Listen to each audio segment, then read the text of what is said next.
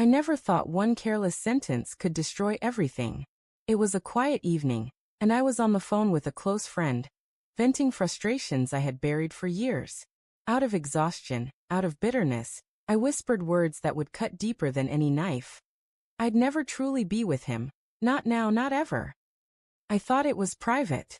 I thought it was just me releasing anger into the void. But it wasn't. My husband was standing in the hallway. He heard every word. I'll never forget the silence that followed. How he didn't shout, didn't move, didn't even breathe. Just silence. In that stillness, I felt the world tilt. Because once truth escapes your lips, you can't drag it back. And in that moment, I knew something inside him had shattered forever. After that night, his eyes changed. He didn't ask me about what I said, but he didn't need to. I saw suspicion take root in him, growing like a shadow between us. He began replaying the past, reconsidering every late night at the office, every excuse I made about being too tired. Every time I turned away from him in bed, I could feel the distance widening. He became watchful, quiet, and reserved. When he looked at me, it wasn't love in his eyes anymore. It was doubt, sharp and piercing. He was searching for answers, and I knew sooner or later, he would find them. It didn't take long for little cracks to show. He noticed how I clutched my phone tighter, how I tilted the screen away when messages lit up. He saw how my laughter with co-workers felt forced when he entered the room. My lies weren't clean anymore. They dripped with guilt. I had told myself that my heart wasn't fully in the marriage, but I had never planned for him to discover the truth this way. Yet he began connecting the dots. Nights I came home late, conversations I quickly ended when he walked in. My sudden irritation when he asked simple questions. To him, my words weren't just a slip. They were a confession. And now, his every suspicion was turning into proof that I had been living a double life. I should have realized he would dig deeper. He started watching me more closely. My text messages, my social media activity. Things I thought were hidden were no longer safe. When I said I was working late, he drove past my office, only to find the building dark.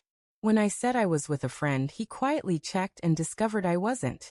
Every lie I had told wrapped tighter around me like a noose.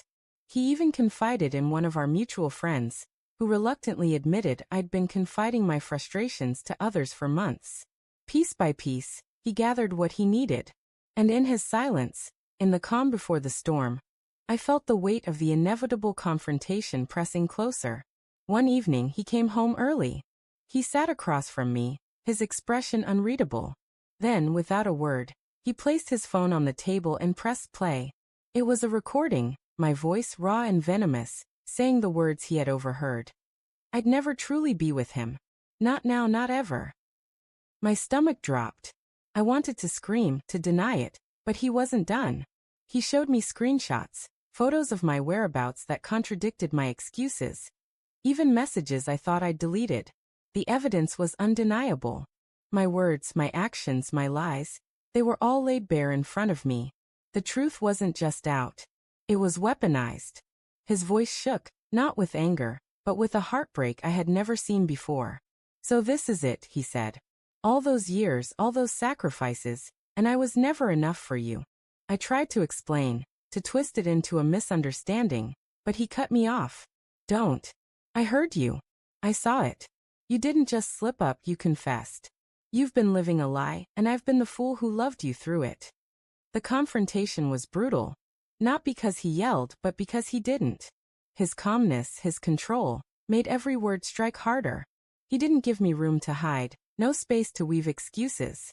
He laid the truth bare, and forced me to sit in it. Tears streamed down my face, but they didn't move him.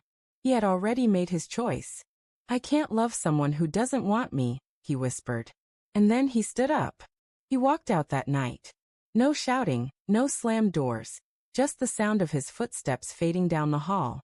When family and friends found out, it wasn't me they pitied. It was him. My carefully crafted image unraveled, leaving me exposed. The sympathy I craved, the validation I once sought, it all slipped through my fingers. Instead, I was left with silence, isolation, and the bitter taste of regret. Everything I thought I controlled crumbled, and there was nothing left to hide behind. Looking back now, I realize my words weren't just carelessness, They were the truth I had been too cowardly to admit. But he deserved better than lies, and in leaving, he took his dignity with him. Yes, it destroyed us.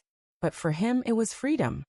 He walked away with his self-respect intact, while I was left to face the emptiness I created. And that's the thing about betrayal. Sometimes justice isn't loud or vengeful. Sometimes, justice is simply someone choosing to walk away and never looking back.